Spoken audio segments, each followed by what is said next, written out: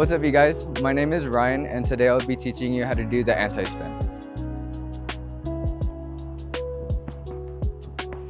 A prerequisite for this move that you're going to want to have is a vertical pinch.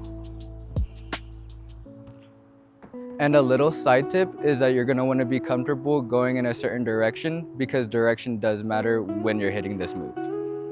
So I spin counterclockwise, so my first point that I'm going to hit is going to be to the left of me. And you're going to be hitting 5 points in total whenever you're doing this move, because you hit your starting position, you hit your second, third, fourth, and then you come back to your first position.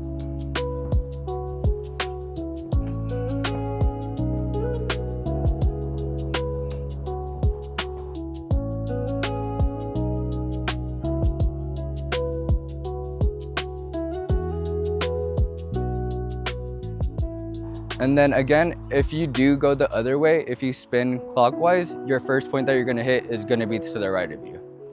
And now, thank you guys for watching this video. If you guys like it, please like and subscribe, and then we'll see you at the next one.